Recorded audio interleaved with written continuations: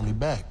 Yeah, I am. So I want to talk about Power Book 4 Season 3. Got a lot of questions, comments, DMs, people asking when is the show going to come out, how many episodes, what can we expect for this next upcoming season. Before I even get into that, I want to just do a little throwback and give you guys a recap of what we saw in the last season, right? Obviously, Season 2 was a huge upgrade from Season 1. I know a lot of you guys probably know if you watch my content. I didn't really enjoy Season 1 of Force that much. I've always said it didn't really feel like Power until Gary Lennon, one of the OGs of the original Power, came in and kind of took over as, the showrunner of Force. And Season 2 was way better. It was a huge improvement. And, it just became a way better show. So I'm obviously excited for the third season as well, knowing that he's at the helm. And by the way, he's also going to be the showrunner of Power Legacy. So keep that in mind as we move forward. But Season 2 was really good, right?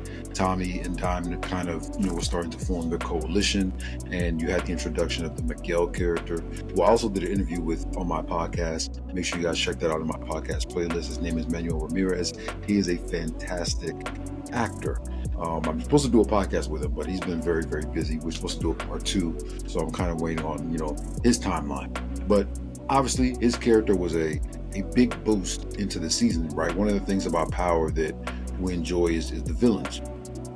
And in the first season of Force, you didn't really have a good villain. I mean, it was kind of like Walter Flynn, but he wasn't really a villain. It was kind of just him and Tommy going back and forth and things of that nature. And obviously, Walter Flynn did get killed off in the second season by Vic Flynn, which kind of pissed me off because I feel like he got killed off way too early. They did not need to kill off Walter that fast. But obviously, they replaced him with Miguel's character. And I thought Miguel's character was really good. He brought some great energy to the show. And he really challenged Tommy and Diamond and everybody else on the board, Denard, everybody. So obviously with that, Tommy's building his organization and he was making moves. I mean, they was making money. He eventually wanted to become the connect of the whole city. So he made a pitch to Che. And obviously, that Tommy's relationship with Maria, made him a little compromised, knowing that Maria is the sister of Miguel Garcia, who is his biggest enemy and the guy that he's trying to overtake. And, once Miguel kind of realized what Tommy was doing, he decided that, he wanted to take Tommy out. And once Maria realized this, she told Tommy, and she pretty much decided that, I'm siding with you. Forget my brother. Fuck him. You know what I mean? I'm on your side. And obviously, Jannard and Shanti were plotting on Tommy as well, and they were able to get footage of Tommy and Maria together, and were able to send it over to Miguel. And obviously Miguel found out, and he made Maria disappear. Now, we know that Maria's alive because she was literally in one of the teaser trailers, little short teaser trailers that they had combined with Raising Kanan Season 5 once Raising Kanan Season 4 ended. So we know Maria's going to be in this season. We know she's alive. We know her and Tommy are going to have a couple interactions. Now, will she survive the end of the season? We don't know. It's hard to say because, Tommy's love interests don't usually do very well. It usually ends pretty bad. We've seen what happened with Holly.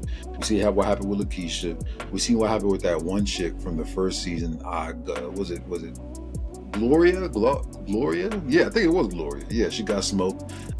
So yeah, all the women that Tommy messes with outside of Kate usually get smoked, right? So that happened. And obviously the season ended with, Tommy trying to call Maria or getting a call from who he thought was Maria, and it actually turned out to be Miguel. And so, he's going to be on that mission to obviously grow his business and get his girl back. So for the question of when is the show coming out? Here's the thing with STARZ, and I'm sure you guys, like I said, if you watch my content, you know how I kind of feel and what I say. They said this fall, right? But the thing about STARZ is when they say something, they're not usually very credible. They usually don't really stand on what they're saying. So you kind of have to take it with a grain of salt. They obviously said this fall, but if you guys remember with Raising Kanan, when they were doing the press run and the promo for that, they said this winter, right? Raising Kanan came out in March, bro. You know what I mean? Was that still winter? Sort of, but that's like the tail end, damn near the end of winter, right? So that's kind of iffy for us. If I were to give my prediction, some people are saying August, September. I would say sometime around October, during the beginning of winter. That's likely when they're going to drop the show. Because here's the thing that you guys need to understand. They're trying to drag these shows out as long as they can. We only have Season 3 left, and we only have Raising Kanan Season 5 left, right? So in STARZ perspective, once these two shows air, once Force airs this year, and then Raising Kanan airs probably early 2026, maybe mid 2026, there's no more power shows. They're done. They might not have any power shows for like 2 years. You know what I mean? Like Raising Kanan is going to be over. Force is going to be over. Power Book 2 Ghost got canceled. And, you know, Power Legacy has not been greenlit yet for production. Origins just got greenlit for productions, but, you know, they have to produce 18 episodes. They have to cast. They have to do a whole bunch of stuff, hair and makeup. You know, they got to do so much stuff that takes a lot of time. And I feel like people don't understand how long it takes to create a TV show.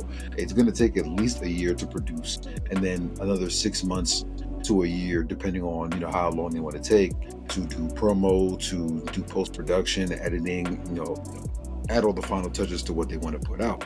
So we might not have any power for till 2028, post 2026. So we kind of have to be cognizant of that and understand, you know, there are shows in a way, there are things in production in the background. We're gonna have to wait a minute.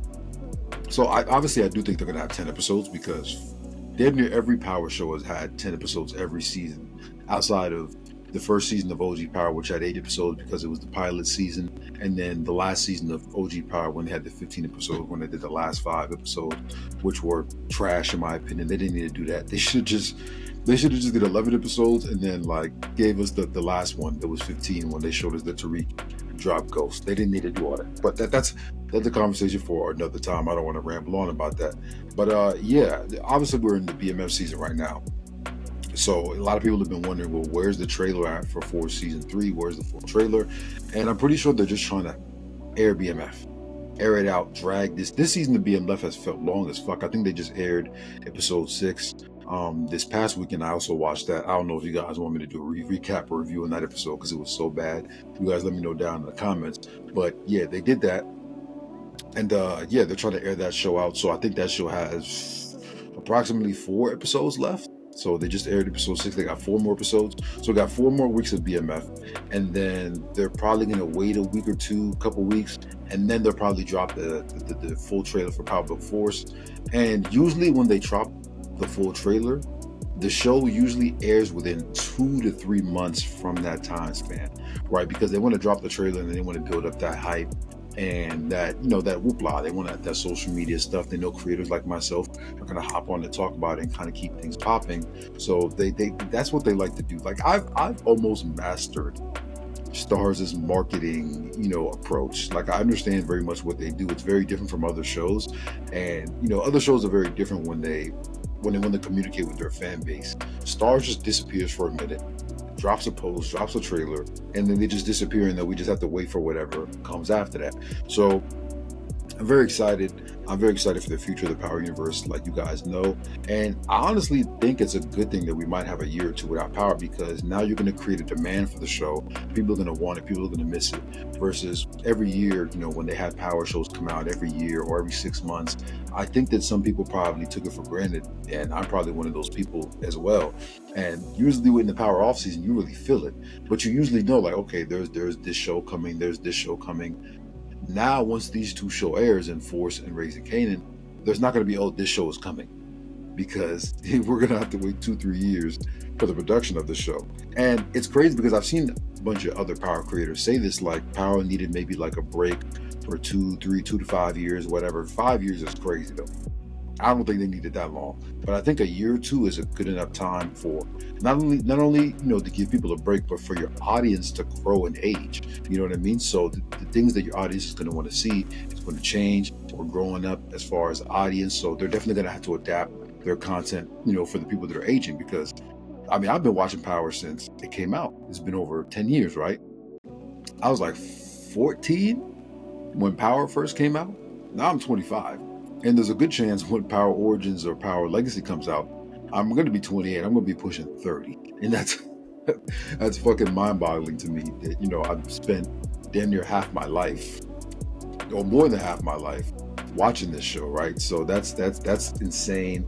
And not more than my life, pretty much half. But yeah, that's insane. And I'm just really excited. As you guys see, I've been trying new content, different movies, different shows, and I want to just start just reacting to the content that you guys want. So in the comments, start giving me videos that you want me to talk about. Start giving me topics that you want to dive into.